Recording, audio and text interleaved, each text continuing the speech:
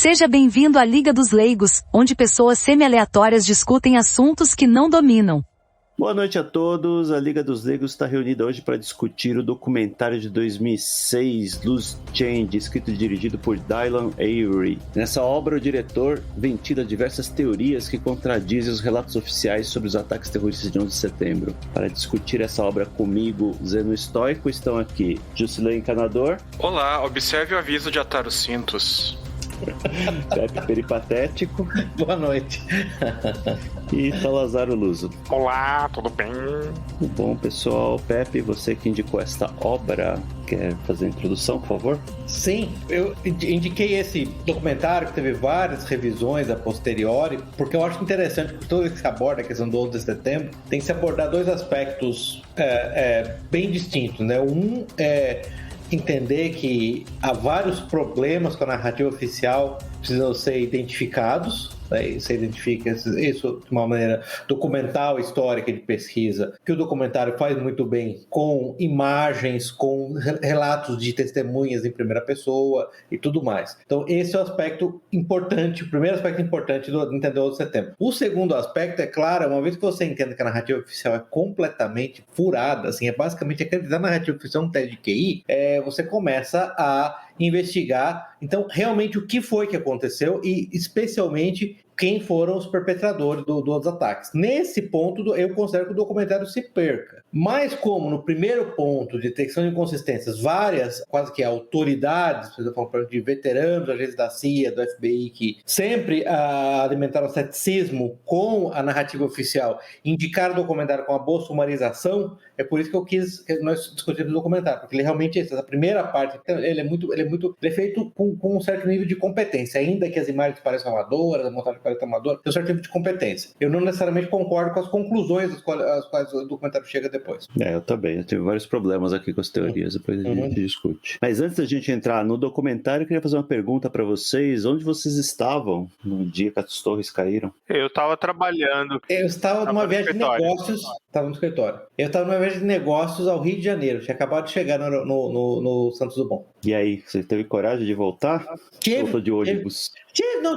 Eu tô no Rio, nada de pior pode acontecer, né? O que pode acontecer de pior com o ser humano? Então, honestamente. Aliás, piores coisas podem acontecer no Rio, né? Do que o 7 de setembro. Não, assim, criar uma célula da 11 de setembro. O 11 de setembro. 7 de setembro. O 7 de setembro esse ano vai ser ruim também, hein? Convenhamos. Invasão do STF, hein? É verdade. É o 6 de janeiro brasileiro. Isso. Eu estava chegando no trabalho, a secretária estava falando, olha o que aconteceu aqui, a gente ficou o dia, a manhã inteira praticamente na frente da televisão. Ninguém trabalhou, totalmente improdutivo. Não. Foi terrível, assim, todo mundo especulando terrivelmente, né? Os jornalistas salivando, nossa, o século XXI começou, blá, blá, blá, essas coisas. Estamos testemunhando a história. Eu acho que um cara que estava em casa e abriu aquela garrafa do conhaque mais caro dele foi o Francis Fukuyama, né, que estava sendo laudado como um grande gênio, um sábio das eras, com a teoria e o livro sobre o fim da história, né, e subitamente a história bateu na porta e falou, I'm back, motherfucker. E bem rápido, né, só 9 anos depois. Enquanto isso, naquela época, o jovem Jusilei, com 19 anos, estava fazendo o segundo ano do técnico de encanador no Senai, e o jovem Jusilei tinha uma péssima mania de ouvir música ruim naquela época, que ainda não foi totalmente curada, né? Mas naquela época era pior. E ele usava também um troço chamado Walkman, que talvez as novas gerações não conheçam. E tinha o seguinte, quando a pilha do Walkman, que tocava fitas cassete, pra quem é millennial aí. Quando a pilha do Walkman ficava muito fraca, não dava pra tocar fita, só ouvir rádio. E nesse dia a pilha tava fraca e eu acabei tendo de ouvir rádio e aí entrou o plantão do jornalismo, essa coisa abjeta, falando que alguém tinha jogado aviões nas torres, e isso voltando do curso do Senai. E eu contando isso para os meus colegas de curso de encanamento, né? E todos eles lá falando, eita, será que a gente consegue um emprego na obra quando fizer o negócio de novo? E quando quando eu cheguei em casa, né, e vi todo aquele mar de detritos lá, as torres desabando, falei, cara, essa obra vai precisar de encanador. Vocês tiveram alguém que ligou pra vocês, algum familiar, alguém que ligou pra vocês falando, olha, aconteceu um acidente, um avião bateu numa torre, porque isso aconteceu comigo. Tá? Sim, me ligaram, mas eu já sabia quando me ligaram, porque assim, eu tava no escritório e eu me lembro que era na época dos portais, as pessoas iam para olhar a notícia, né? A internet estava no seu estágio ainda inicial no Brasil, tinha poucos anos de internet e os portais eram onde as pessoas iam, porque o Google não era ainda uma coisa, né? Existiam, né, motores de busca, né, Alta Vista, Yahoo, essas coisas, mas as pessoas iam muito para os portais e é claro a televisão, né? Eu me lembro de ter ido almoçar no dia e tinha um telão lá onde a gente ia almoçar que ficou o dia inteiro as pessoas, jornais comentando, de CNN internacional, né, falando o dia inteiro, mas me ligaram justamente, e no começo era o que circulou pela imprensa que o Cessna tinha batido. Eu lembro que bateu um avião pequeno. Eu lembro do Cessna. Caramba, eu lembro do Cessna. E até no documentário eles falam do Cessna, mas logo veio outro avião, né? Então, essa pessoa que me ligou, que eu vou preservar, né? Ela falou, olha, bateram um avião um avião bateu no World Trade Center. Eu falei, bateu no World Trade Center? Como? Que diabo foi isso? Essa mesma pessoa me ligou algum tempo depois e falou, olha, outro acidente, bateu um segundo. Eu falei, não sei, vamos pensar junto, isso é realmente um acidente. Coincidentemente, uma pessoa que trabalhava comigo tinha morado nos Estados Unidos e tinha vivido o ataque das bombas, 93. Né? 93. E comentou, sabia que isso ia acontecer de novo, né? Lembra essa pessoa aí, né? É verdade. Aí vai acontecer de novo, é claro, começou as teorias, então, enfim, foi... Puxa vida, eu lembro disso. Acho que foi um choque para todo mundo, né? Ninguém imaginava que isso ia acontecer, mas tinha algumas pessoas que imaginavam, né? Projetaram isso. Que trabalhavam com a gente. Aparentemente teve muita gente que imaginou isso. Alguns imaginaram e até executaram, mas tudo bem. Exato. E foi um dia até o final da noite vendo televisão e acessando portais da internet e tal. Mas mais televisão, né? Depois a televisão ainda dominava o telejornal, né? O telejornal era o meio de comunicação principal ainda para receber informação. Então, eu acho que é isso. Acho que essa foi a percepção dos que estavam espalhados ao redor do mundo, Zé. Ao redor do mundo, basicamente, no Brasil. E eu lembro também de e-mails na empresa. Eu me lembro de um canadense saindo... Eu trabalhava numa empresa americana e um canadense... Alguém fez algum comentário, assim, no meio... Porque naquela época se tinha muitas listas de discussões, né? Que era, todo mundo mandava um e-mail para a lista de discussão e todo mundo recebia o e-mail sobre um determinado assunto. Aí alguém mandou um e-mail meio que insinuando que os Estados Unidos tinham que passar por aquilo, porque, enfim, aí o canadense saiu em defesa dos americanos. Foi uma coisa meio patética, eu lembro. Assim. Eu lembro que uma colega, uma amiga pessoal minha, saiu com os americanos mereceram. Teve muito isso. Sim. Teve muito isso. Eu nunca mais falei com essa pessoa, por sinal.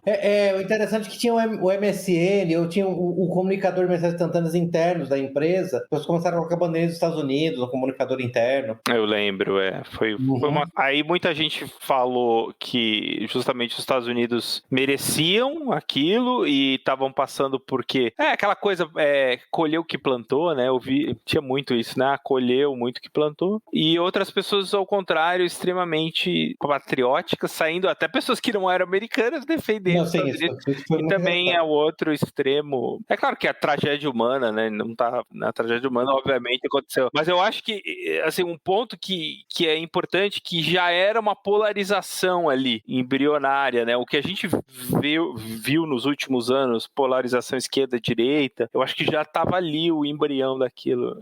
Mas era uma época que as pessoas não eram tão politizadas, né? Ou pelo menos eram mais reservadas quanto a isso nas empresas. Olha, Salazar, em termos, porque, por exemplo, na época, Jusilei tinha 19 anos e namorava uma menina de 17, que estava no 3º ano do ensino médio, e um dia teve um evento lá com o professor de história e ele passou um documentário lá esculachando os Estados Unidos e dizendo exatamente isso. Você colheu o que você plantou. Agora, você imagina você mostrar isso para 200, 250 alunos de ensino médio, como foi o caso daquela tarde lá. Então, quer dizer, aquela doutrinação que já vinha de outros tempos em escolas e foi evoluindo para um negócio cada vez pior, com ideologia de gênero e outras besteiras, estava todo vapor e pegou carona nisso daí também. Então, começaram a levantar todos os podres dos Estados Unidos e botar isso como vingança. Teve um caso também que eu vi na televisão na época, em que um professor se vestiu de Osama Bin Laden e enquanto passava um vídeo para os alunos dos aviões batendo na torre, ficava lá dançando. Mas assim, os professores, eles já vêm, né? Eu acho que nas empresas não se falava tanto de política, as pessoas eram mais reservadas. Agora, assim, na sala de aula, concordo com você. Principalmente professor de história, de geografia, né? Eu acho uma excelente observação do Salazar. Eu diria que nós que trabalhamos em empresas americanas, constantemente indo e voltando, inclusive trabalhava junto nessa época, com extensivo contato com os americanos, todos os matizes, eu posso dizer que foi um fenômeno, a maneira como esse foi a introdução de um nível de politização que até então nós não tínhamos visto entre os superiores hierárquicos, entre os colegas. Eu concordo que foi uma espécie de catalisador mesmo. Foi bem interessante. Mas assim, para mim foi a era do início das discussões políticas mais abertas dentro das empresas. Eu nunca tinha visto isso antes. E também foi uma... né, mas aí trouxe à tona o que eu acho que já era uma característica, que é todo mundo ter uma opinião sobre tudo, né? Que é meio irritante. Sim. A minha primeira reação foi me identificar com as pessoas que estavam ali, presas no prédio. A gente viu pessoas pulando, né? Achei isso muito trágico, isso me traumatizou um pouco ali. Essa foi a primeira reação. Antes de pensar, porque assim, a pessoa vai trabalhar e de repente acontece um negócio daquele, tá numa situação de vida ou morte lá. E muitos não tem como dizer, essa uniformização, né? Ver a política, ver a política global como se fosse um jogo de futebol. Eu não gosto daquele, então todo um... o time A, o time B, o time C. O time A, o time B é terrível, né? Assim, os americanos merecem, mas quem disse que todo mundo que morreu no atentado compartilhava da política, sei lá, do presidente Bush ou dos Estados Unidos, ou sequer eram americanos, né? Tinha muitos estrangeiros ali nos aviões, nos prédios. Exato. Então, assim, quando ganhou essas características políticas, logo no começo, eu também fiquei impressionado, porque meio que colocou em pano de fundo as perdas das vidas humanas e a tragédia que foi, e para ganhar... putz, agora os Estados Unidos fizeram isso, fizeram aquilo, ou os terroristas são assim, assim, assado, e se perdeu rapidamente, eu acho que a dimensão da tragédia, né? Eu acho que foi aquele choque do dia, mas depois começou. E aí veio todos os desdobramentos, né, cara, das guerras no Iraque, depois Afeganistão, enfim. Vamos voltar aqui pro filme. O diretor, ele aborda lá os eventos de 11 de setembro de 2001, ele discorda da narrativa oficial, né, que Al-Qaeda, Osama Bin Laden e Al-Qaeda planejaram e executaram os atentados que derrubaram os 4 aviões e destruíram as Torres Gêmeas, e aponta certas inconsistências no narrativa oficial e ventila que tudo, na verdade, foi armado pelo governo americano, né? Acho que essa é a teoria principal, né? Eu acho que aí o filme, ele não sustenta, assim, uma teoria muito forte, única, né? Ele realmente é bom em levantar... Jogar dúvidas. E jogar dúvidas, levantar inconsistências, levantar coisas que são esquisitas mesmo, mas ele também não faz um grande esforço para... E eu acho que também não é o objetivo, né? Os caras que fizeram o documentário foi atrás, ele era muito jovem, né? E é um conjunto de teorias que eu nunca tinha visto esse documentário aí, né? É um conjunto de teorias que eu já tinha ouvido muito online. Então eu imagino que eles fizeram pesquisa. Eles fizeram pesquisa diretamente com as pessoas que sustentaram, mas muita coisa ali é discussão online que eles roteirizaram de uma forma ali a mostrar aquilo numa ordem cronológica, né? Acho que eles mostram a ordem cronológica dos eventos, né? Mais ou menos. Eu cheguei até a procurar ver se alguém tinha um fact-check desse documentário para ver o que dali realmente faz algum sentido e não ficou explicado, ou que pode ser um fio solto, eventualmente, e o que não é. Porque tem coisas, por exemplo, ali, aquela história da Torre 7, que teria caído teria sido por conta implodida, própria, né? Implodida, isso. Eu nunca tinha ouvido falar, por exemplo, dessa tal de Torre 7 do World Trade Center. Eu já tinha ouvido da Torre 7, todas aquelas teorias de que o avião, o Pentágono não teve evidência que bateu um avião, isso tudo logo depois, eu não lembro exatamente a linha do tempo, tá? Porque já faz muito tempo, mas logo depois surgiram essas teorias online, eu lembro de tudo isso. Então, pra mim, ele faz um apanhado geral das explosões, aquele fato que eles mostram que parecem que tiveram cargas explosivas nas laterais do prédio, né? Que eles mostram até uma cena de ejetando uns destroços assim pelas janelas antes de chegar. O prédio estava ruindo, mas antes de chegar naquele andar já estava expulsando uma espécie de explosão pela janela, da impressão, né? Mas assim. O objetivo aí é claramente um só, né? Se você conseguir demonstrar que 1 ou 2 pontos da narrativa oficial claramente são mentirosos, você já basicamente invalidou a narrativa oficial, né? A partir dali, simplesmente uma questão de verificar o que mais pode ser invalidado. O ponto todo é a narrativa oficial. Eu não sei se... acho que nesse ponto tem gente que esses podcasts que nasceu depois do ano de setembro. Acho que bom a gente refazer se não a linha do tempo, pelo menos sumarizar qual é a narrativa oficial, né? Vamos lá. Então, vamos começar por aí. Então, vamos começar aí. Israel, 1948...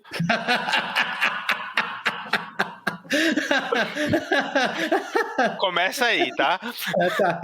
Tá. Na verdade, começa com o Jabotinsky, né? Na nazista, né? Não é os protocolos do Sábio Sião? Opa! Theodor Herzl.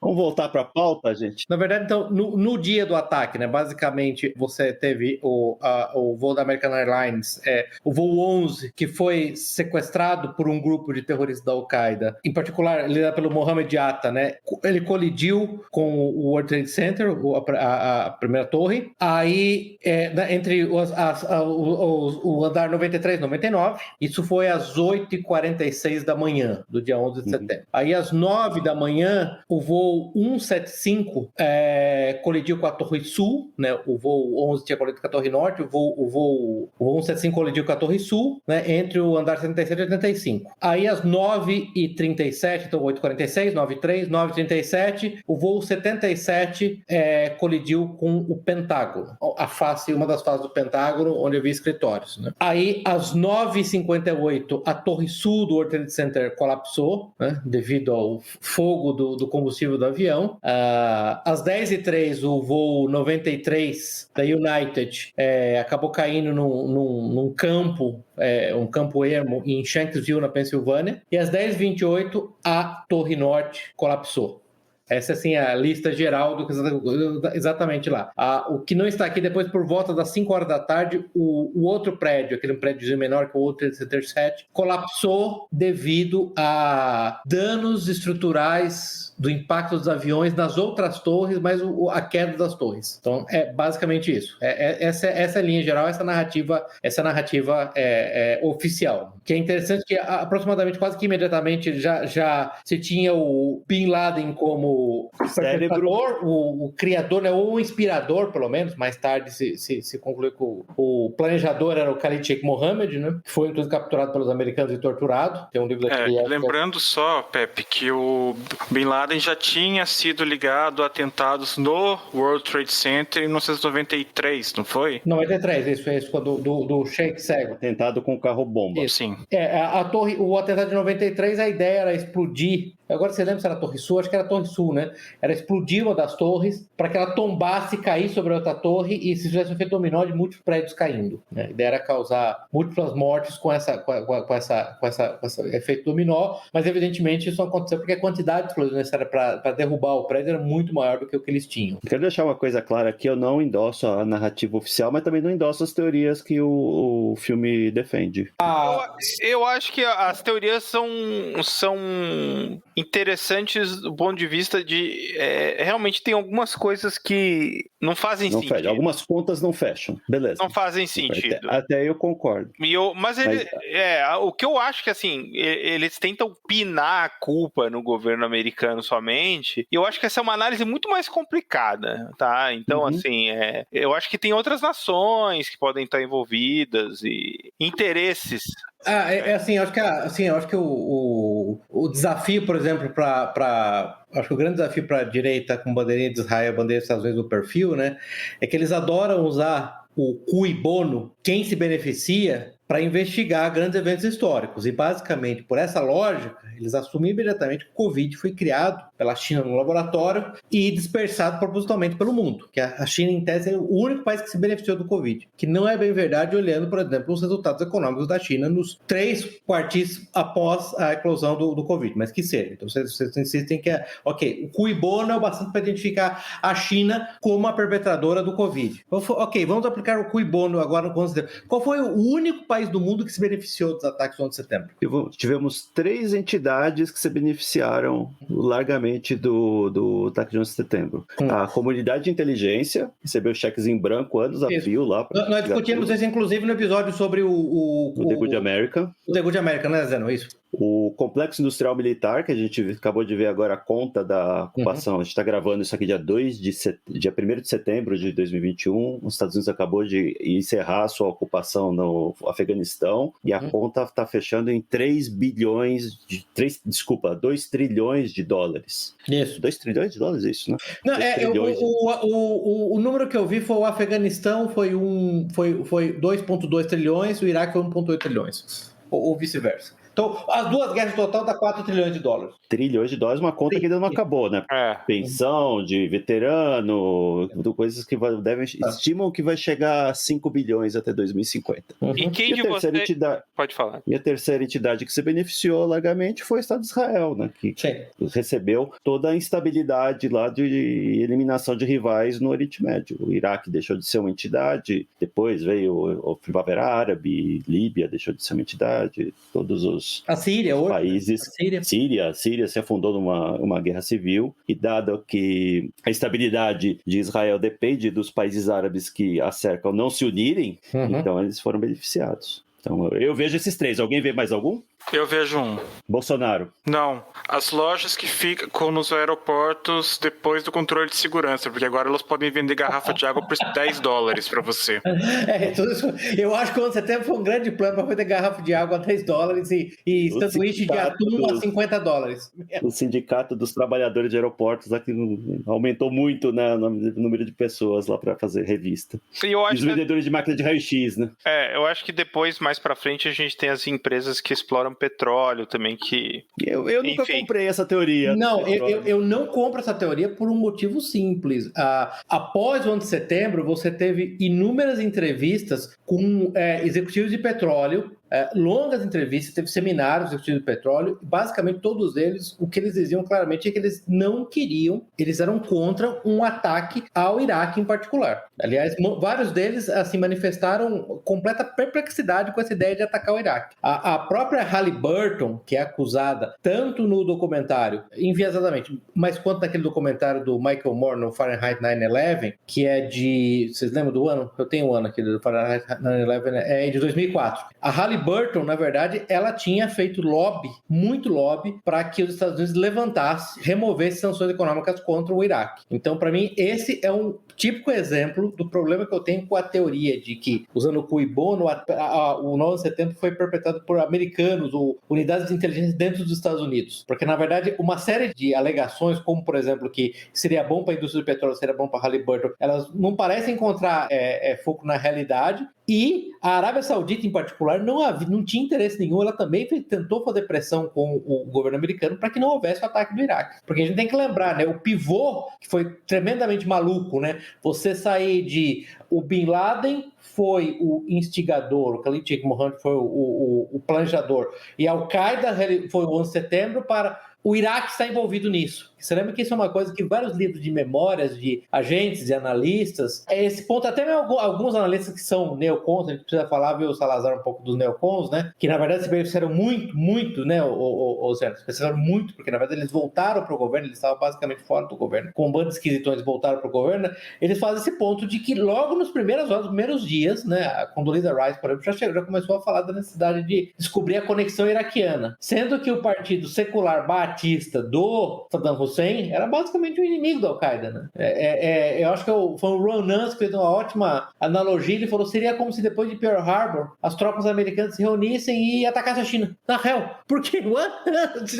As pessoas supostamente foram identificadas, eram sua maioria, ou na totalidade, sauditas, né? Isso, saudita. O Bin Laden era saudita, estava supostamente escondido no Afeganistão, em campos de treinamento, então essa conexão com o Iraque sempre foi muito difícil, mas por algum motivo o governo, as pessoas ligadas ao governo achavam que tinham, porque eles invadiram o Afeganistão, na verdade, contra a vontade, né? O objetivo deles era invadir o Iraque. Sim, tanto... Zero, esse é um excelente ponto que você fez, porque você tem vários, você pega, por exemplo, aquele livro do próprio, eu vou lembrar do nome do cara, alguma coisa, Jeff Justi, aquele italiano que escreveu aquele Taliban at War, de 2001 a 2018, sobre o Talibã, e um dos pontos que ele faz é exatamente esse, né, que é, o prato principal, o espetáculo principal era o Iraque, né, assim, as melhores unidades, o melhor equipamento é tudo para o Iraque, não para o Afeganistão. O Afeganistão era basicamente um show à parte lá,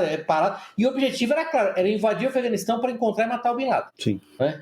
Acho que isso é bem importante de entender. Enquanto o objetivo de invadir o Iraque foi desde o começo, não sei se você lembra aquele segundo discurso inaugural do George Bush. Discurso da liberdade, lá que ele fala de liberdade 49 vezes. Exatamente, aquele discurso assim assustador, o discurso de um louco, de um completo fanático, que a direita... Louco messiânico. Louco messiânico, que portanto a direita adora, né? Claro que a direita adora. Inclusive aquela frase, a nossa liberdade em casa depende da liberdade dos outros países do mundo, que é um conceito completamente maluco. Então, o George Bush deixou claro que a ideia era remodelar o Iraque à imagem e semelhança dos Estados Unidos, né? Enquanto o Afeganistão era, não, nós vamos lá, vamos caçar o Bin Laden, subimos para quebrar o cara, como diria o Capitão Nascimento, vamos quebrar o cara e vamos embora. Ninguém vai transformar o Paquistão numa versão mais árida de Westchester. Eles tinham um discurso lá do dominó democrático, né?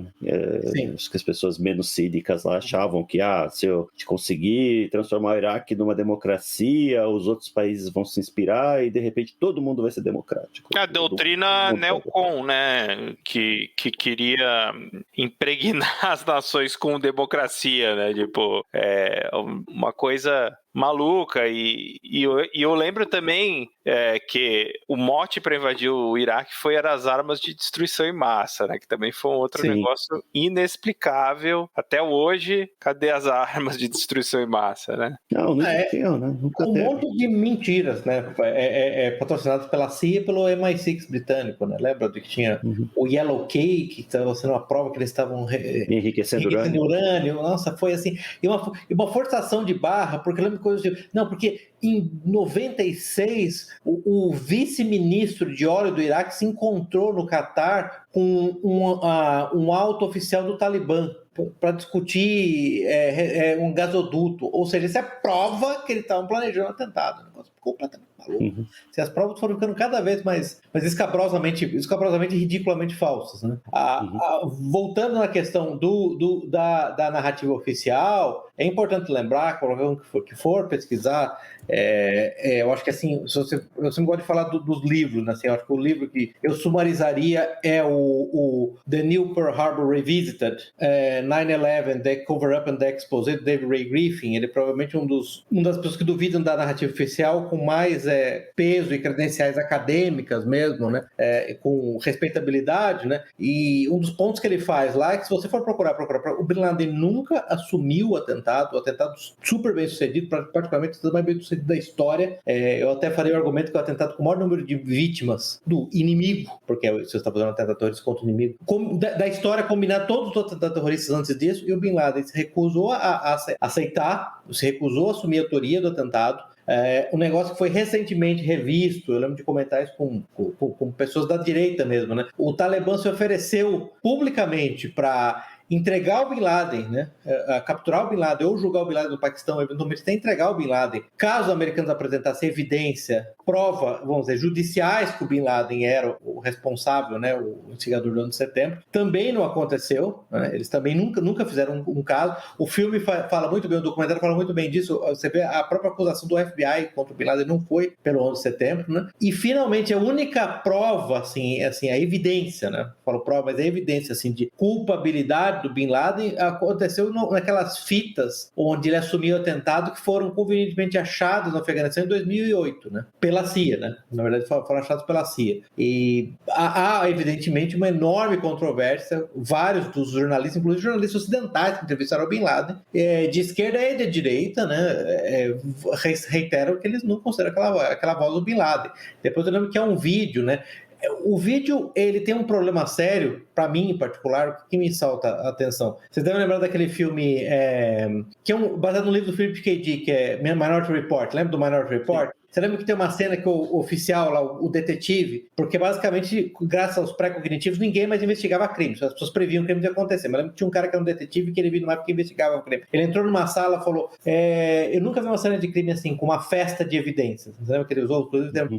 É muita evidência. Então a minha impressão esperando o vídeo do Bin Laden, eu acho que ele fazendo com a mão, o avião, não sei o quê, é muita evidência para um cara que nunca admitiu aquilo. Então, para mim, eu tenho um problema enorme com isso, né? Eu acho que a minha atitude geral, assim, eu já discuti isso com o Zeno em particular, né? Eu tento ser, reservado com essas coisas que parecem teorias de conspiração. E dois, eu tento tratar disso com aquela serenidade que Aristóteles falava, que você tem que, a marca de uma mente educada, ser capaz de reter na sua mente vários conceitos e opiniões divergentes simultaneamente, né? Algo desse tipo. Então, pelo menos que você possa fazer isso. Mas eu, honestamente, eu sou extremamente cético quanto à culpabilidade, assim, específica do Bin Laden até hoje, por conta disso. Jamais ter sido, ter sido processo judicial contra ele e jamais ter sido entregue a qualquer comunidade internacional, assim, externa, algum tipo de prova efetiva do Bin Laden. Lembrando que o Bin Laden foi morto por forças especiais americanas no Paquistão. Sim. Num local lá próximo de uma academia militar. Sim. E estava sendo aparentemente protegido ou tinha sido aliciado pelo governo paquistanês, né? Zeno, é importante falar isso, né, gente? Assim, para quem não sabe disso, o Talibã é basicamente mantido, ele é basicamente tangido pelo Paquistão, e quando a gente diz pelo Paquistão, é pelo que a gente chamaria do Deep State do Paquistão, tá? O estamento burocrático do Paquistão que está concentrado naquela ISI, na Inter-Services Intelligence, que é basicamente a CIA paquistanesa, só para entender. É bom deixar claro isso. Então, assim, me parece que é evidente que está sendo produzido pelo Paquistão e me parece evidente que, aliás, os paquistaneses, como é que eu chamo o nome o general Hamid Gul, que foi diretor da ISI, que era o equivalente ao diretor da CIA, né? Ele escreveu um livro depois, ele escreveu vários artigos, e a opinião dele, clara, para deixar claro que ele acha que o 11 de setembro foi feito pelo Mossad, só para deixar claro. Aí você pode começar a discutir se o Mossad sabia e deixou acontecer, se o Mossad sabia e, além disso, forneceu assistência técnica para os terroristas da Al-Qaeda, ou se ele mesmo gerou os terroristas. Eu não vou entrar nessa discussão. Mas isso é consistente com o cui bono, né? Vamos concentrar no que o filme defende, né? Que as Torres Gêmeas foram demolidas foi uma demolição planejada. Tá. Então, isso aí...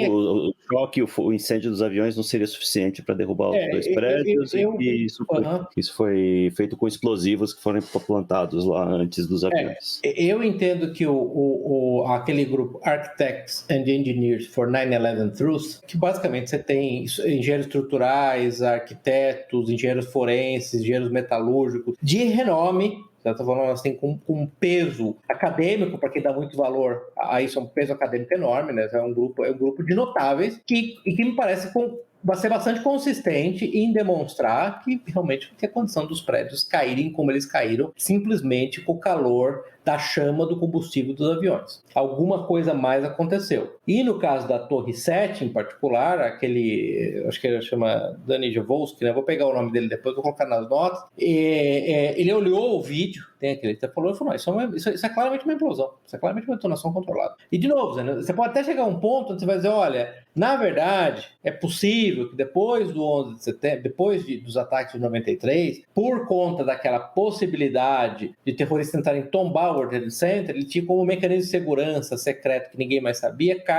detonação de cargas explosivas para ser demolidos para evitar que o prédio tombasse. É perfeitamente possível, é perfeitamente plausível. O ponto todo para ele não se aventurar nesse buraco de coelho é dizer, os prédios não poderiam ter caído, como descrito na narrativa oficial, por conta de leis básicas da física. Eu tenho minhas dúvidas com relação a isso, porque a construção do World Trade Center ele casa com uma desregulamentação, um abrandamento das leis de construção em Nova York, que gerou outros problemas, né? Não sei se você sabe do prédio do Citigroup.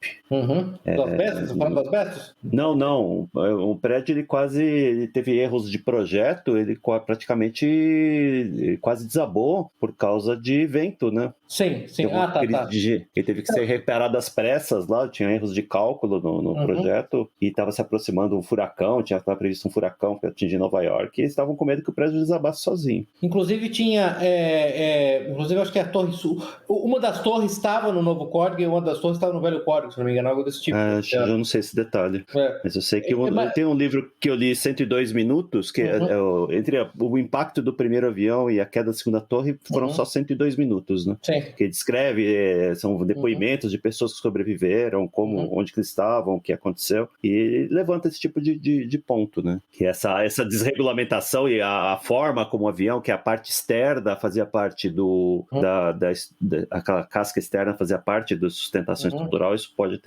ter colaborado. E a gente tem casos de prédios que caíram, né? Prédios que desmoronaram. Em Miami, um mês atrás, um prédio desmoronou sozinho, um prédio bem menor, né? Era um prédio bem menor e não demorou características peculiares que a gente vê nas duas torres, né? Em particular, você inclui as explosões com testemunhas em primeira mão relatando as explosões, né? E a quantidade de metal fundido a uma temperatura qual o jato de combustível não poderia queimar. Além disso, o WTC-7 assim, é completamente inexplicável. Assim, me desculpa, Sim. tem que ter muito boa vontade, não dá assim, não dá assim, esse é um teste você está fazendo a minha inteligência, né? Se o cara falar que não foi isso mesmo, o impacto dos prédios derrubou perfeitamente ele, pelo amor de Deus. Só aquele prédio, né? Só aquele prédio, cercado cara, meu amigo, não dá.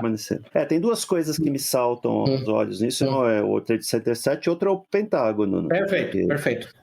Bom, então são três também, porque o da Filadélfia, assim como o Pentágono, é uma coisa que eu não sei, eu nunca vi naquela época fotos a respeito daquilo. Tudo bem que você tem um cuidado para preservar as vítimas ou coisas assim, mas naquela época você já tinha como fazer isso circular. Se 5 anos antes a gente viu foto dos Mamonas Assassinos, o acidente aéreo que foi, não é possível que ninguém tenha fotografado nada da Filadélfia, assim, ou do Pentágono. Ou do Pentágono, sim.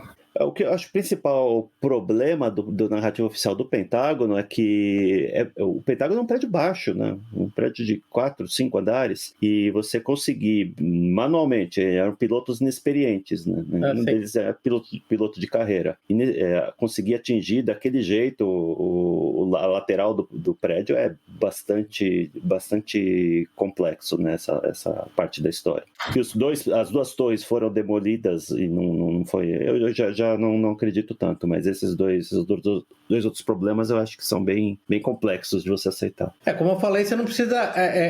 tudo que você precisa é demonstrar que um ponto na narrativa oficial é mentiroso, por exemplo. Então a narrativa oficial é mentirosa, né? É simplesmente isso. A partir daí você identificou os emitidores da narrativa oficial como... Vocês são mentirosos, agora só para saber quão mentirosos vocês são. Vocês são mentirinhas pequenas ou mentiras grandes. E assim, de novo, né? Voltando ao ponto assim, interessante se você for olhar, O próprio Ronan relata um jantar com um ministro, não lembro se é da defesa francês, que durante o jantar ele falou, é evidente que o prédio foi atingido, o Pentágono foi atingido por um míssil, né? Depois tem aquele ministro alemão, que foi ministro de gabinete alemão, o Andreas von Pullen, ele publicou um livro onde ele sugere que na verdade, o 11 de setembro foi feito, no caso dele, ele acusa a CIA, né? Aí o ex-ministro, o ex-presidente da Itália, o Francesco Cossiga, argumenta que foram a CIA e o Mossad juntamente, dizendo, na verdade, que esse fato é bem conhecido nos círculos de inteligência. E o que eles apontam, todos eles, é a maneira pouco usual no qual as duas torres massivas caíram muito rapidamente, o WC-7, a falta de qualquer tipo de restos do 757 que bateu no Pentágono e o ponto que o Salazar fez sobre o voo 93, extremamente estranho. São os quatro pontos assim, principais que eu considero assim, muito difícil de engolir oficialmente. Assim, muito difícil. A antítese dessa teoria é por que depois de 20 anos não surgiu, ninguém teve nenhuma informação dessa vazou, né? Sendo que a comunidade de inteligência americana é sabidamente incompetente, né? Sim, bom, então você é um argumento contra a inteligência americana, né? Sim. Não contra outro suspeito, né? Você argumenta contra a inteligência. Obrigado, mais um ponto a favor, porque eu sou cético quanto à ideia que a comunidade de inteligência americana fez. Mas, de qualquer modo, assim, em termos de... Você vai lá no Architects Engineers for Truth, né? Do 4911 Truth, o movimento é relativamente grande, você tem literalmente dezenas de livros, né? Eu acho que o único livro que eu encontrei, assim, tentando restabelecer a narrativa oficial é aquele Debunking 9/11 Myths, que foi feito pela Popular Mechanics, né? Um livro, assim, bem ruizinho, inclusive, eu acho de baixa qualidade técnica mesmo, mas fora isso, você tem as dezenas de livros. Como é que chama? Eu até anotei, né, se for pegar o nome dos veteranos da CIA, né, você vai pegar ou da inteligência militar americana, aquele Dr. Alan Sabrowski, por exemplo, ele fala muito disso, como é que chama? Aquele Bill Christensen, que foi um senior oficial na CIA, você tem mais o nome de 7 ou 8, que quando o relatório da comissão do 11 de setembro saiu, 9/11 saiu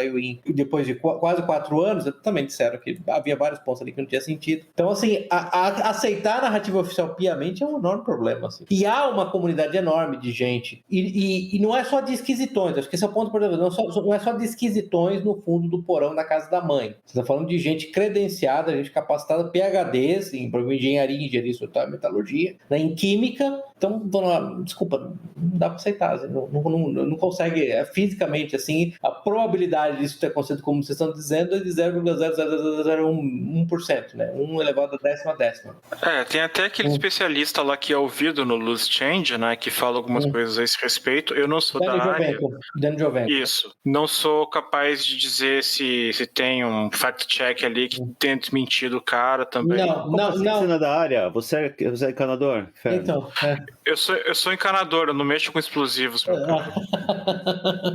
As coisas explodem só quando você erra. Não, então, mas a parte de explosivo, quando a gente precisa explodir alguma coisa para fazer uma tubulação, eu chamo o Jucimar, meu primo, e Jusilei e Jucimar. Sim, Jusilei, Jucimar e Jailson, os 3 aqui que resolvem tudo. Não sei dizer nessa parte do especialista ouvido pelo filme qual é a parte disso. Ele fez uma análise também da poeira que se espalhou ali na vizinhança, né? Alguém tinha guardado aquilo e descobriram que ele tinha interesse e deram uma amostra da poeira que teria sérios indícios de explosivos de uso controlado e experimentais, se eu não me engano, não foi? Absolutamente. O Jusilei, o Danny Giovenco, ele foi assim, checado pelo Ronan. Aliás, o Ronan tem um excelente artigo que sumariza muito do que ele está falando aqui, né? Que é aquele 9/11, da série American Pravda dele, né? Que é o 9/11 Conspiracy Theories. O Danny Giovenco foi avaliado por ele, é um profissional de integridade que algum tempo depois da entrevista morreu, inclusive o acidente de carro morreu, bateu numa árvore. E o outro cara que também falou sobre os explosivos, obrigado por tocar nos explosivos, é aquele professor de química, o Niels Harrit, que esteve lá, analisou fragmentos e mostrou que realmente detectou nanotermite lá, que é um tipo de explosivo militar, sofisticadíssimo. Ele tá vivo ainda? Esse tá. Porque tem também aquele outro cara lá, aquela testemunha que morreu pouco tempo depois. Se você viu o filme, você vai saber que é um rapaz que tava num andar alto lá e conseguiu sair. Que ouviu as explosões dos prédios. Ouviu as explosões nos prédios antes da colisão dos aviões. Não dá pra saber se o cara realmente morreu de alguma coisa natural. Ou... Não dá pra saber. Não dá pra saber. Eu acho assim, eu gostei do documentário, assim, mas eu acho que se um dia a gente vai descobrir a verdade por trás, ela não vai ser por um aspecto técnico, porque eu acho que vai ser do tipo um Assange que vai vazar algum documento, vai ser assim. Porque... Para cada cara que fala que tem explosivo, vai ter algum cara defendendo uma versão oficial que não tem explosivo, e vai ficar esse debate eterno. Eu não acho que vai ter esse tipo de filme. Ele é legal para chamar atenção, que, cara, tem coisas estranhas aí. E trazer mais pessoas para serem, no mínimo, céticos, né? Cética da versão oficial. Cética da versão oficial. Então, mas ele não vai provar. Esse tipo de filme nunca vai provar nada. A única coisa, o único jeito de provar é achar algum documento oficial com um Julian Assange da vida que vai vazar isso, e aí realmente, olha, aqui tem uma coisa estranha. E mesmo assim, eles vão fazer tudo que for possível para desacreditar esse documento oficial. Da mesma forma que o Assange, né, cara? O Assange tá vivo... O Assange tá sendo morto em câmera lenta, né? Então, né? Ele tá sendo torturado e morto lentamente na prisão. É isso que tá acontecendo com ele, né? Exatamente, porque esse tipo de coisa é que realmente pode expor um governo e chamar... Expor quem, né? Expor quem? Porque o Bush, todo mundo achava que o Bush que tinha arquitetado, porque o Blackwater era a guarda pretoriana dele, o cara não fede nem cheiro. Não, mas assim, se você tiver um documento oficial que, por exemplo, mostra que a CIA tá envolvida, ou que o Mossad tá, eu acho que é difícil de restaurar a reputação desses caras com muita gente, né? Tá, eu vou te falar, eu honestamente eu discordo, eu não acho não, cara, honestamente eu não acho não, eu acho que o poder de manufatura do consenso atingiu um ponto tal, já tinha atingido há 10 anos atrás, há 15 anos atrás, que isso vai fazer a menor diferença. Eu vejo para mim, sabe o exemplo que eu te dou? É o comportamento e as fotos do filho do Biden, do laptop do filho do Biden. Sim. Claramente o cara é um pedófilo, o cara é um maluco, entendeu? Não adiantou nada, não mudou nada, absolutamente nada. A imprensa enterrou, entendeu? As Big Tech, a combinação de Big Tech e Big Media enterrou e nada aconteceu. Ora, quantas pessoas que estão nos ouvindo agora sabiam do World Trade Center 7, o predinho que caiu misteriosamente? As pessoas não sabem disso. Sim. Quantas pessoas sabem que o Bin Laden pessoalmente nunca assumiu o atentado? O meu ponto é que cada coisa dessa nova que aparece, você tem razão no que você disse, que assim, não mudou nada no momento, mas assim, é uma rachadura numa imagem dos Estados Unidos que é mais uma rachadura, uma hora vai ruir, entendeu? Esse tipo, é acumulativo, eu acho que é o efeito desse. Tá ok. Esse ponto... Outra coisa que Você só não sabe qual é o elemento final da rachadura. Isso. Você sabe que é mais uma rachadura. Você não tem nenhuma ideia da extensão da rachadura, se isso comprometer a integridade estrutural em 1% ou em 77%. Exatamente. É a Hoover Dam mais uma rachadurinha, entendeu? Assim, agora, outra coisa que é estranha, agora trazendo para agora, né? Eles deixarem todo esse equipamento no Afeganistão. Ninguém acha isso estranho, né? Não, a gente vai deixar esses 82 bilhões de dólares de material bélico foi abandonado. Eu não acho que isso é gratuito, não. Que agora, os fact-checkers da Associated Press checaram e falaram, não, essa informação é errada, não são 83 bilhões de dólares, são 65 bilhões de dólares. Nossa, tá. Que maravilha. O Talibã agora tem força aérea, uma força aérea composta de Black Hawks e Super Tucanos, né? Mas assim, eu não sei, o Salazar.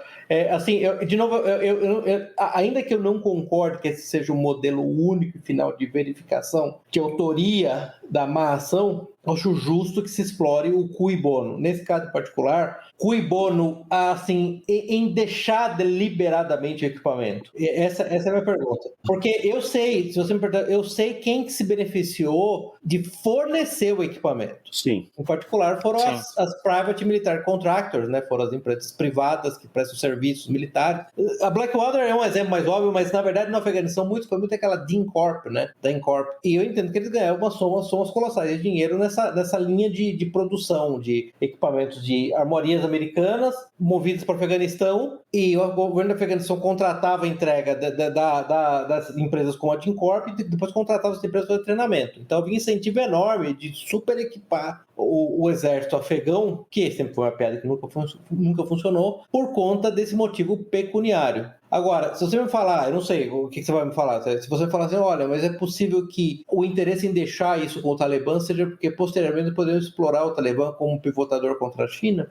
Talvez. Acho que teria jeitos mais fáceis e mais discretos de fazer isso. Né? Não, mas criar mais instabilidade na região, eu não sei. Eu tô jogando ideias, eu também não sei. Mas o que eu acho estranho eu acho muito esquisito. Sem dúvida nenhuma. Tem um cui bono na história que não foi intencional, provavelmente, mas a depender do tipo de material que foi deixado no Afeganistão, um cui bono nesse caso seria qualquer um que se interessasse em fazer engenharia reversa daquilo, eventualmente. O que eles deixaram lá, a engenharia reversa já foi feita há muito tempo. A China tem a sua versão do Black Hawk, tem a sua versão dos drones. Porque você tem que lembrar que os Estados Unidos, como eles não são um país, eles são um shopping center / parque industrial com bandeira, eles nunca tiveram problema nenhum em contratar PhD chineses para trabalhar no desenvolvimento de armas sofisticadíssimas militares americanas, desde que eles tivessem os papéis dizendo que eles são cidadãos. E você sabe muito bem como é que o chinês funciona, né? Eu gostaria de saber o que os russos acham disso. Então, é interessante Os russos estão se divertindo muito porque agora, se eles resolverem anexar a Crimeia do Norte, sei lá, aqueles países estranhos lá, ninguém vai poder fazer nada. Não. Quem vai defender no governo americano quando eles anexarem a Ossétia ou, sei lá,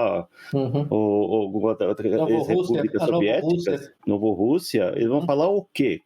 Vamos mandar aqui soldados lá para defender.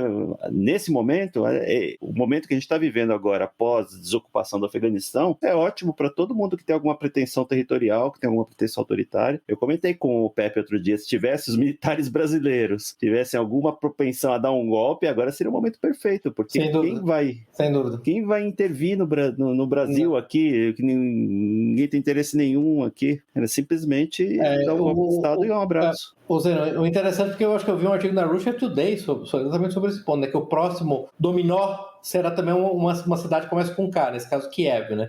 Mas não sei, vou deixar o Salazar.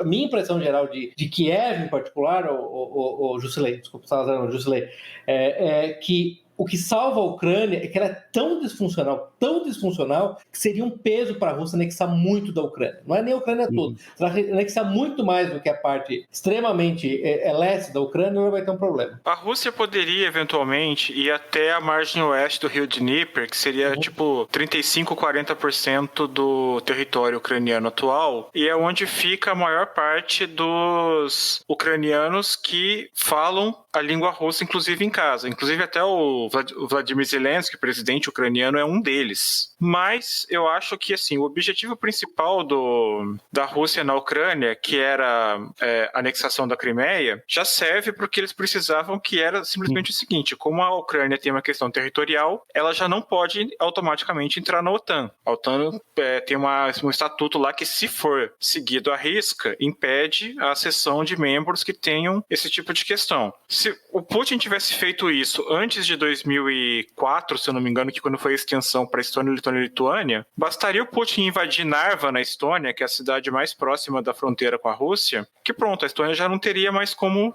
entrar também. Então, para ele, é interessante manter esse stalemate na Ucrânia agora, não precisa invadir mais nada, para ele tá ótimo assim, e a Crimeia fica de showcase lá, vamos fazer uma ponte, vamos fazer isso e aquilo.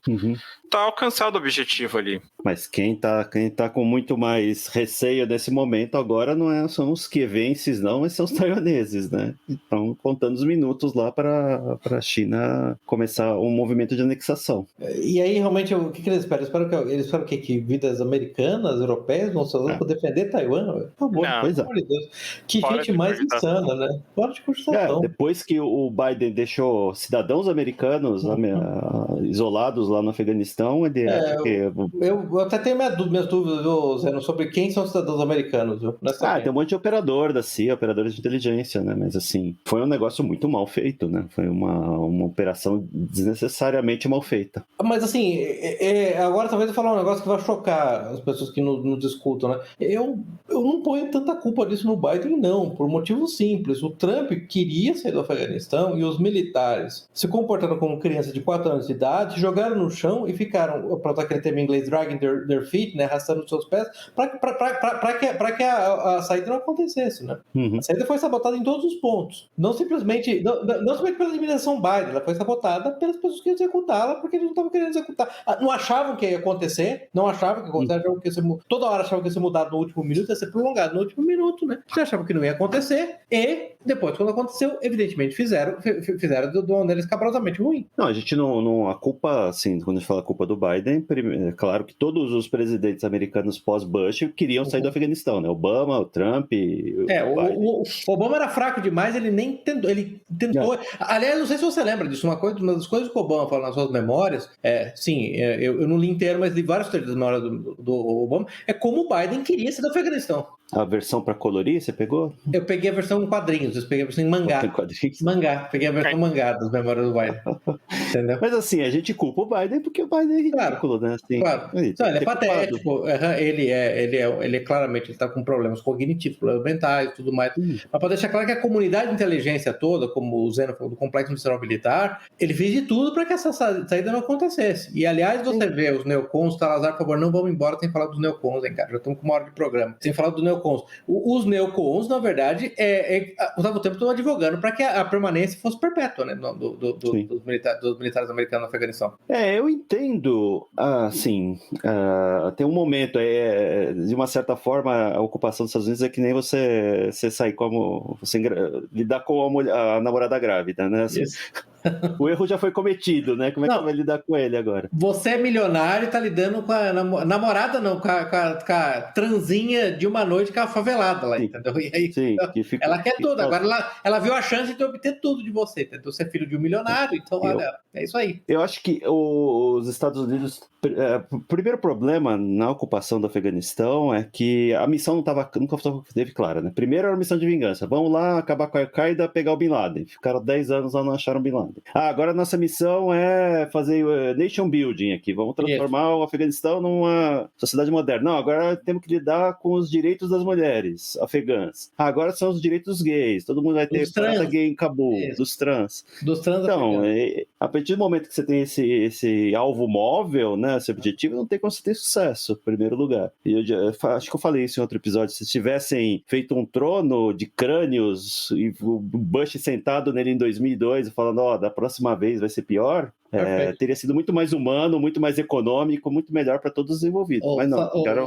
Zé, você está voltando naquele ponto daquele excelente artigo do Ângelo Codevilla, do professor Ângelo Codevilla, professor de estratégia militar e relações internacionais. Ele fez esse ponto acho que em 2003, 2002. Ele falou: é muito mais barato para os Estados Unidos, cada vez que ele sofreu um atentado desse tipo, invadir o país, bombardear por 6 semanas, destruir tudo que ele puder encontrar, e falar para os caras depois de 6 semanas, nós vamos embora. Se tiver que voltar aqui, vai ser pior. E voltar para casa.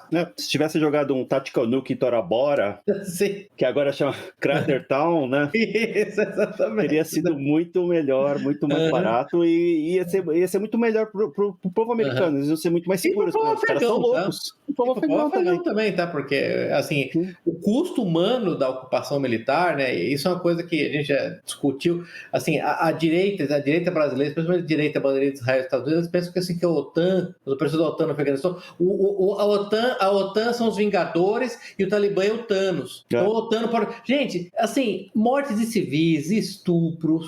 Basicamente, o governo afegão que os Estados Unidos montaram, ele conduziu esquadrões da morte que caçavam, sob pretexto de caçar o Talibã, torturavam criança até a morte. Além disso, os senhores tribais têm aquela prática dele lá do bate a base, onde basicamente estupram garotinhos, também protegidos pelo governo americano. Então, vocês entendem uma coisa, o Talibã é extremamente popular no Afeganistão, sempre foi. Aliás, se você for A história do Talibã, né, ele começou matando os senhores tribais que estavam estuprando garotinhos, entendeu? Se revoltou contra essa prática. Tanto é que ele voltou ao poder praticamente sem oposição, né? Sem disparar um tiro, exatamente. Por isso que eu não sei, o Salazar, desculpa, se você combina a safadeza do Complexo Nacional Militar, que é desviar dinheiro através do envio de equipamento militar massivo para o governo afegão, com a loucura e a estupidez do Departamento de Estado e dos intelectuais neocons americanos que achavam que ia transformar o Afeganistão na cidade de Minnesota, e eu consigo entender por que eles deram tanto equipamento com o exército que estava prestes a colapsar. Números oficiais de baixas aqui foram 2.448 soldados americanos, 3.846 contractors, interpretem como quiser, 66 mil militares afegãos, 47 mil civis afegãos e 51 mil o Talibã e outras forças de oposição. E 72 jornalistas, pra você ver que todo o cenário tem alguma notícia boa, né? Tem um silver lining. Eu acho só estranho essa questão, mais uma vez, das armas agora. Eu acho que a gente só vai saber isso depois. E eu acho que os neocons, eles são o fruto de políticas externas americanas que nunca deram certo e influência externa, né? Gente, eu acho interessante. Porque falar dos neocons, né? Isso. O Salazar, é interessante você falar nisso, porque você pega de novo, aquele artigo do Ron Unz, é muito bom, do Unz Review, né? Aquele artigo do American Pravda. Porque assim, uma coisa que ele deixa claro, gente, em primeiro lugar, ele é judeu. Número 1, ele é judeu. 2, ele é muito bem conectado nos círculos de elite de Nova York e Washington. E ele falou, olha, pra mim foi chocante, porque até o 11 de setembro eu tinha uma relação ótima com os neocons. Eram meus primos judeus, entendeu? E a gente achava eles um bando de malucos.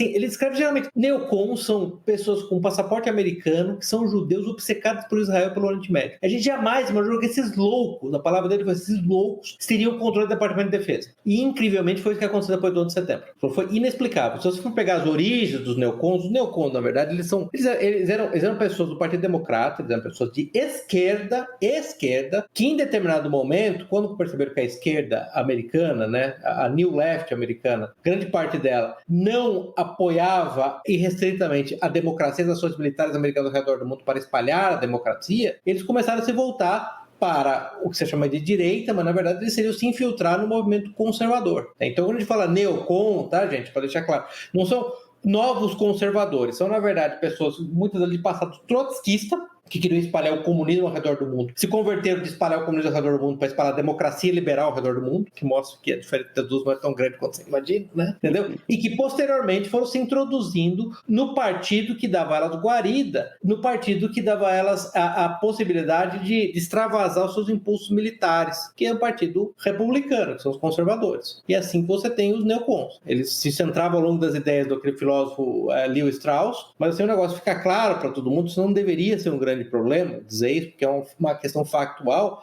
basicamente eles são majoritariamente formados assim, por 90% de judeus, assim, todo mundo sabe disso. E daí vem a preocupação deles, que era motivo de ridículo, até muito recentemente, até 2001, nos círculos militares de Washington, com Israel e Oriente Médio, né? Os americanos não tinham esse interesse crucial, crítico, estratégico para os militares americanos, onde muitos anos Israel foi um contraponto ao Egito e à União Soviética, é só isso. Então é importante fazer esse ponto, né? Você lembra o general Wesley Clark, que foi comandante da OTAN, deu uma entrevista falando sobre planos, você lembra do famoso plano secreto, no qual ele diz, não, o objetivo é destruir, mobilizar, remover, fazer uma mudança de regime em 5 governos em 7 anos, um negócio desse tipo, né? Iraque, Irã, Líbia, Síria e Afeganistão. Interessantemente, para voltar ao ponto do Zen, interessantemente, desses países todos eram inimigos mortais de Israel. A Israel estava numa posição muito ruim em 2001, né? Você lembra qual era o Sharon na presidente, estava no meio de uma intifada, e a situação era muito ruim para eles, porque esses países ao redor estavam financiando o terrorismo palestino, a um ponto no qual você tinha a elite israelense já começando a procurar maneira de sair de Israel, porque não sei se vocês entendem que um dos pânicos de Israel, que vocês devem entender, que se a vida for tornada insuportável para os israelenses médios, a classe média israelense de elite, como é um país de diáspora, é muito fácil para as pessoas irem embora de Israel. Então é necessário manter uma qualidade de vida alta para eles, inclusive no que tange a segurança contra o terrorismo. Então todos esses problemas se resolveram, evidentemente, para Israel quando esses países foram atacados. Então você não precisa nem fazer, nem chegar à conclusão que o Mossad realizou o ataque, ou tem que os neocons. O grande ponto é, uma vez que os neocons se instalaram, é óbvio que a política externa americana era ser enviesada para dar um enorme peso para questões relacionadas a Israel e Oriente Médio. E deu no que deu, né? Assim, né? A gente pode falar um pouquinho sobre a Primavera Árabe, que eu acho que é uma consequência direta muito dessas políticas, né? Sim, absolutamente. Desestabilizou o Oriente Médio. Acho que o Juscelino fez esse ponto logo no começo, desestabilizou o Oriente Médio todo, né? O David Goldman, que é um judeu bastante observante e bastante alinhado com os neocontos, ele fez esse ponto que a melhor coisa que aconteceu para Israel, por exemplo, foi a guerra civil na Síria. A guerra civil na Síria barateou o custo da vida palestina a um ponto no qual Israel pode, na verdade, vaporizar palestinos à vontade sem nenhum tipo de sanção internacional. Ninguém vai ligar, né? Barateou tudo, né? Uma coisa importante, gente, antes de sair, né, o Salazar, a gente discutiu isso por falar, assim, de novo, uma questão factual, tá, gente? Isso é factual. No 11 de setembro, houve uma série de prisões realizadas pelas forças policiais e pelo FBI nos Estados Unidos de agentes secretos israelenses. Em particular, tem a história dos famosos Dancing Israelis, que foram um grupo de israelenses que estavam tirando fotos e comemorando, segundo os relatos das pessoas, estavam comemorando a queda das torres, foram presos em New Jersey, certo, Salazar? Foi pela polícia de New Jersey, juntamente com mais ao redor do país todo, 200 espiões israelenses. Então, basicamente, Israel tinha uma enorme operação de espionagem dos Estados Unidos nessa época. Israel até hoje tem, né? Mas nesse particular, eram estudantes de arte que estavam espalhados em várias capitais de estados americanos, foram presos também, mas posteriormente nada se fez com eles além de removê-los do país. Aí volta, né, Zé, no ponto do documentário e do próprio Michael Moore no Fahrenheit 9/11, no qual ele falou, porque vários membros de alta elite saudita foram rapidamente removidos dos Estados Unidos no 11 de setembro. Eu falei, sim, mas praticamente todos os agentes do Mossad, espiões israelenses, também foram removidos com a mesma celeridade. Então isso também aconteceu dos dois lados, né? Interprete você como você quiser. Isso, mas do fato o Fahrenheit 9/11 tenta de todo jeito traçar uma linha de responsabilidade entre o Bush, pessoalmente, e os atentados, né? Porque a família do Bush tinha ligações com a família Bin Laden, uma coisa totalmente bizonha. Não, então, cara, é engraçado porque nesse artigo do Romance, por isso que eu recomendo, é um artigo longo, né? Ele fala assim, eu e os meus amigos neocons, a gente sempre deu muita risada depois de assistir. Vou colocar nas notas do episódio 2024. Vai ter nota esse episódio? Como todos até hoje tiveram notas. Todos, entendeu? Nunca deixei de publicar notas. Então, uma das coisas que ele falou, quando ele assistiu do Fahrenheit 9/11, a gente deu risada. Ele falou, basicamente, o Departamento de Estado, o Pentágono, o Departamento de Defesa tomado por neocons, obcecado com Israel, e o Michael Moore faz um filme dizendo que é a Arábia Saudita que comanda o governo americano. Ele falou, idiota. É um idiota, não tem nem o que falar. É um tonto. Só que antes de você falar da Primavera Árabe, eu acho que é importante falar dos Dancing Israelis ou Salazar, porque as pessoas precisam saber. Eu diria que das pessoas que sabem do 11 de setembro, assim, 1%, nem isso sabem que uma quantidade enorme de agentes do Mossad foi presa nos dias seguintes ao 11 de setembro. O fato deles comemorarem, independentemente se o Mossad estava envolvido ou não, mostra como foi bem recebido pelos israelenses.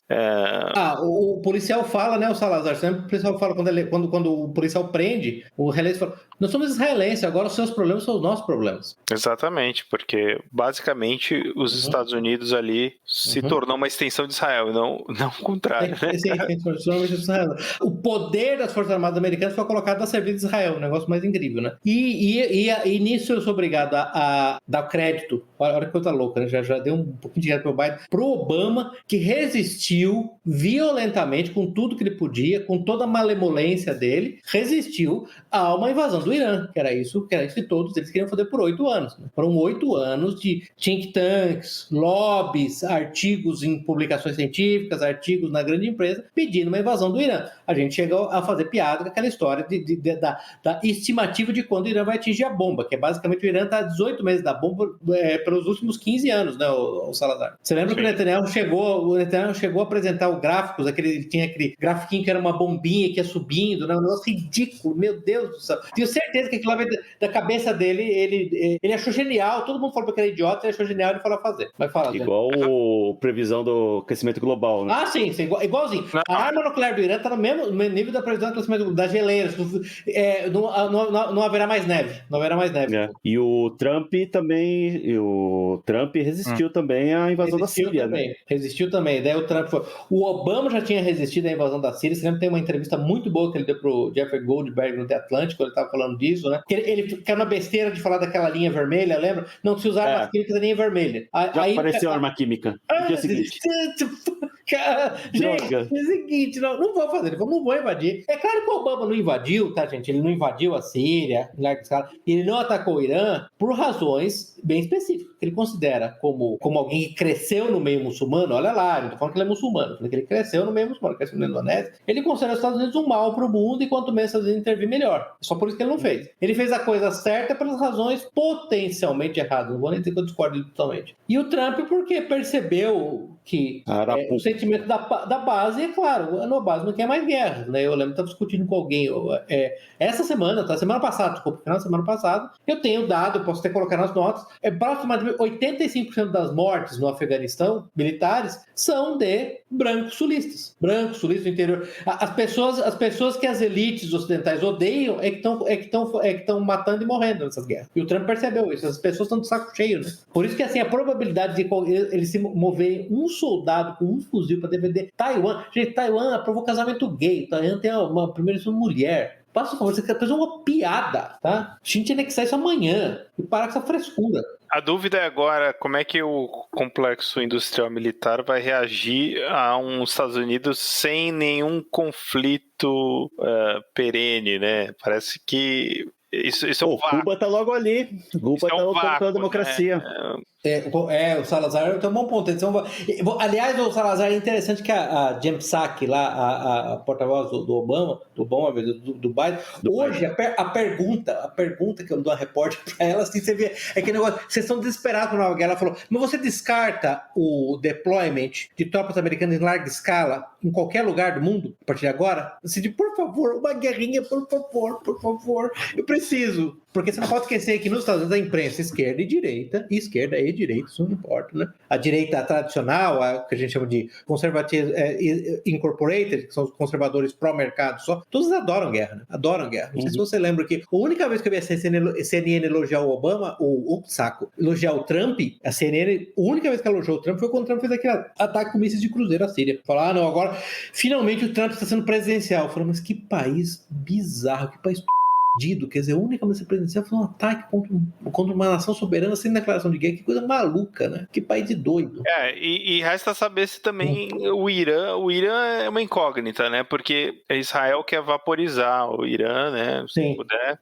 Já fez vários ataques e sempre quer arrastar os Estados Unidos para isso, né? Eu não sei, eu ainda acredito que eles vão dar um jeito de fazer isso. Eu prevejo que se eles forem se envolver em outro conflito, não vai ser com o Irã, não vai ser com um país desse porte, vai ser com um país menor, tipo Burma, sei lá, Cuba, uma coisa mais fácil de ser gerenciada. O Irã é um país... Myanmar é muito bom. Eu voto com o relator, voto com o Zeno. Ô, Salazar, eu vou te dizer uma coisa, eu concordo com o Andrei Matianov, eu concordo com o Saker, eu acho que as Forças Armadas americanas, como elas estão hoje, elas perdem uma guerra para o Irã. Elas não ganham uma guerra para o Irã. Especialmente porque o Irã tem apoio chinês e russo. Eu concordo com o Zeno, eu acho que vai ser um negócio assim. Vamos escolher Myanmar, a Venezuela, Cuba, Eritreia. Tá tendo um conflito na Eritreia, tá tendo uma guerra civil toda violenta lá na Eritreia, Etiópia. Bom, perfeito, vamos lá, entendeu? Sim. Temos que espalhar a democracia, violações de direitos humanos na Eritreia e Etiópia. Porque realmente a situação chamada de brincadeira é periclita. Eles estão desmoralizados, né, o Salazar? Essa desmoralização foi total, completa, absoluta. Mas isso não coloca Israel numa posição de fragilidade agora? Então, assim, essa é a questão, né? Eu concordo que coloca. O problema é o seguinte, que o controle total e absoluto que os neocons tinham do establishment americano, ele meio que acabou, né? Existem ainda os bastiões deles, mas agora se há outros grupos de interesse, né? Em particular, da China, né? E assim, os militares estão sofrendo um expurgo também, né? Todo mundo mesmo, que é... Não mesmo, essa é a minha pergunta. Não, acho que entendi o seu ponto, desculpa. Os que são mais patrióticos, são mais à direita, estão sendo expurgados, né? Agora é a diversidade, bandeira do arco-íris pra todo lado. Fala, Jusilei, a gente cortou o Jusilei 3 vezes, deixa ele falar. No caso de Israel também é o seguinte, apesar de você não ter tanto o predomínio dos neocons nos Estados Unidos, graças ao presidente Donald Trump, alguns países da Península Arábica estabeleceram relações diplomáticas com Israel nos últimos anos, né? Coisas pequenas, tipo Emirados Árabes, tipo Catar também, Bahrein, e Somália, existe...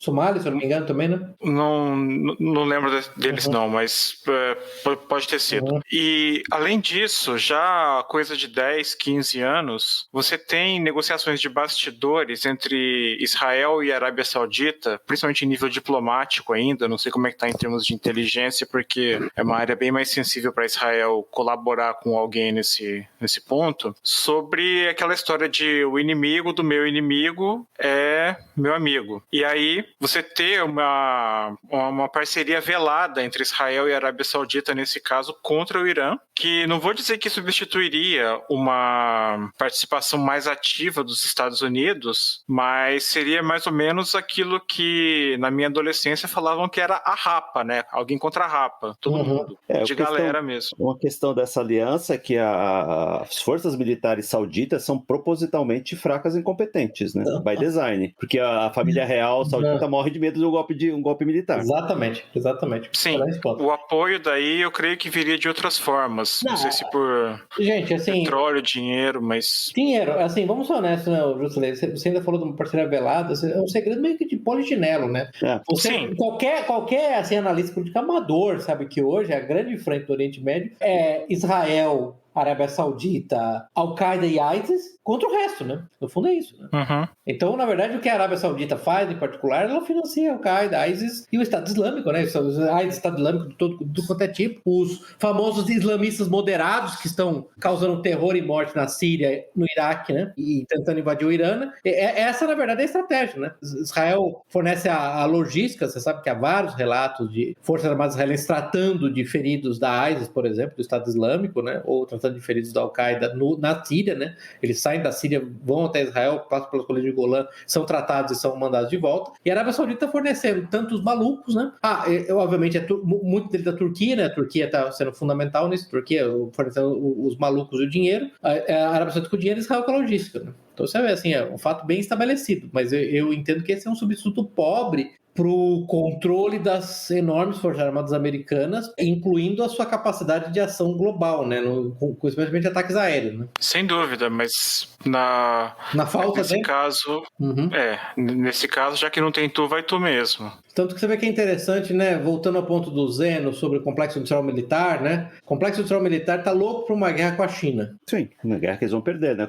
Exatamente, vão perder. Agora Israel não tá não, porque Israel não quer as forças armadas americanas envolvidas numa operação contra uma potência nuclear como a China, né? As forças armadas americanas têm que estar de prontidão para defender o Estado judaico se necessário for. Então é um negócio interessante, né? O problema de um país que é corrupto e cujas elites são cooptadas por esses dois grupos distintos, né? Por esses dois grupos estrangeiros sem nenhum tipo de aliança com o país local, que é Israel e China, né? Muitos analistas estão falando agora que esse fiasco da ocupação americana no Afeganistão é o fim de alguma coisa, né?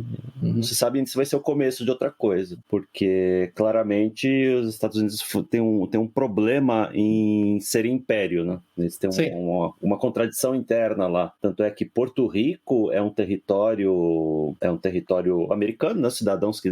Pessoas que nascem lá são cidadãos americanos, mas não faz parte do mapa, né? Um território não integrado, alguma coisa assim. Território livre associado. Território livre associado dos Estados Unidos. Não é um estado. Tá logo ali. Por que não vira estado logo de uma vez, né? Mas não, fica esse negócio. O interesse dos democratas para que eles se tornem Estado é enorme, você sabe disso, né? Sim, claro, mais um senador. Mas assim, eles vivem esse conflito eterno, né? Eles vão do imperialismo, né? Vamos invadir, espalhar a democracia lá no Iraque, no Afeganistão, pro isolacionismo, né? O Trump era claramente isolacionista, né? Os problemas do mundo não são os meus problemas, né? Vou cuidar aqui dos meus desempregados, dos meus viciados em opioides, antes de mandar a gente lá quebrar a cabeça no Afeganistão. Então, eles vivem nessa dualidade, né? Isso não traz bons frutos. Mas é um rame-rame que já dura mais de século, né? Desde aquela época que você tinha as Filipinas e a emenda Platt com Cuba, que não oficializou nenhum dos dois como território, como Estado americano, coisa do tipo. Depois, o Woodrow Wilson e depois o isolacionismo lá, para contrabalancear as cagadas que o Wilson fez na Europa. Então, assim, você não tem uma saída para isso tão fácil e não acredito que vai ser Sleep Joe Biden que vai mudar essa situação. Não. Joe Biden possivelmente não termina o mandato, né? Ou ele vai ser afastado por razões médicas ou alguma coisa assim. Que claramente ele não tem condições de continuar no poder. Então se preparei para presidente Harris, primeira presidente mulher dos Estados Unidos. É mulher mesmo? Eu não sei, eu não ponho minha mão no fogo por ninguém. Eu também não ponho minha mão no fogo, exatamente. A primeira presidente dos Estados Unidos é uma mulher que não é americana e não é presidente. E não é mulher, tá? Uma mulher não é presidente, não é americana. Perfeito. Bom, só para confirmar, só para corrigir, não era Somália, era Sudão, outro país com quem Israel teve estabeleceu relações diplomáticas, viu, Rusulei? Sudão, inclusive, que como no Casablanca o chefe de polícia da polícia marroquina falava, os suspeitos de sempre, né? Pelo menos até esse estabelecimento de relações com Israel era outro candidato a ter uma intervenção democrática dos Estados Unidos, né? Uhum. Eles não respeitam os direitos dos transexuais pedófilos, então eles têm que fazer alguma coisa. E Pepe, você mencionou aquele livro da Popular Mechanics sobre Debunking o 11 de setembro, né? O Debunking. Eu acabei de ver aqui que o prefácio dele foi escrito por John McCain. Olha que legal. O livro, o principal, olha só, o principal autor do livro é um cara que é primo do Michael Chertoff, que é da Homeland Security. Ok, mas deve ser coincidência, né? É só coincidência, uma reles coincidência. Sem dúvida. Mera coincidência. Sem dúvida. Agora, o engraçado é que na minha pesquisa aqui pra falar nesse episódio, o Loose Change, o filme, ele é considerado meio que a pedra basilar, o início do que eles chamam de cultura de desinformação nos Estados Unidos. Fake news. Eu achei um artigo da Vanity Fair e outro da NPR da época falando lá de todo... Aquela coisa de teoria da conspiração. Você leu os dois artigos? Como é que isso é perigoso? Você leu os artigos? Eu parei no meio. Não, eu fiquei com vontade de ir ao toalete e parei no meio. Falei, não dava. Mas aí depois eu achei um artigo da Esquire do ano passado também, que eu também não cheguei ao final, falando que 15 anos depois, 14, 15 anos depois, já que o filme foi reeditado e revisto e algumas coisas, complementado, falando que, por exemplo, QAnon deve um pouco de suas origens ao Loose Change, o Pizzagate, as teorias da conspiração sobre a peste chinesa, todos esses, eles dizem que se você traçar o DNA, vai chegar em algum ponto no Loose Change. Loose Change é um filme extremamente contido, quase perto do que o QAnon publica, né? Exatamente, exatamente. Loose Change teve 5 edições, né? 2006, 2007, 2009 e 2015. Outro que eles dizem que deve alguma coisa pro Loose Change é o Alex Jones. Claro. Enfim, eles fazem tudo isso aí, tudo que eles se concentraram em desmentir e taxar como farsa de 2005 pra cá, eles colocam no balaio do Loose Change. David Duke também foi inspirado pelo Loose Change, quem mais? David Duke, nossa. Todo mundo que eu não gosto é do Gamergate, né? Todo mundo que eu não gosto assistiu Loose Change. Assistiu Loose Change e saiu por aí matando gays, judeus e negros. É isso. Falou também do Mark Cuban, do Mike Cernovich, de todo mundo. Olha, o Mike Cernovich entrou nessa. É inacreditável como é que a Esquire fez traçou uma linha. Name dropping. Dizendo que todo mundo dessa galera aí, a turma do Obama is a Muslim também. Birth Certificate, né? Birth Certificate. Boa parte do que você falou vai acabar se comprovando, tá? Em algum momento. Isso que eu pensei. Vai sair de maluco pra visionário. Exatamente. tudo isso. Basicamente, eles fizeram uma lista de tudo que eles não gostam, né? Vocês lembram, gente, quando a gente era bem mocinho, no ano passado, quando se falava que passaporte sanitário era teoria da conspiração? Isso nunca aconteceu, ninguém vai... Que é a origem laboratorial do vírus. É teoria da conspiração, exatamente. De maluco. Você lembra que o campo de condição de Covid era uma ideia de completo maluco? Entendeu? E o que está acontecendo hoje na Austrália, né? Entendeu? Então é só uma questão de tempo. Muito bom, pessoal. O filme está disponível gratuitamente no YouTube. Recomendamos a todos que assistam e tirem suas conclusões, façam sua pesquisa. Não busque a verdade por si mesmo. Vou me despedindo aqui, dizendo estoico, Jusilei. Até a próxima, senhores. E lembrem-se que um pentágono tem 5 lados, independente se um avião bater em um deles, tá? Boa noite. Boa noite. Pepe, presta atenção, Pepe. Boa noite. Dormindo? Eu tô dormindo. E Salazar? Boa noite, eu acabei de digitar aqui Neocon no Google, ele me corrigiu. Você quis dizer Israel. Muito bom. Muito obrigado, boa noite a todos. Encerramos aqui nosso episódio de hoje. Links para os livros, filmes e artigos citados durante a discussão estão no site da Liga. Assine o feed para ser informado automaticamente quando novos episódios estiverem disponíveis. Apoie o trabalho da Liga dos Leigos. Deixe o seu comentário, sugestão ou avaliação no site da Liga ou na sua plataforma favorita. Agradecemos a audiência.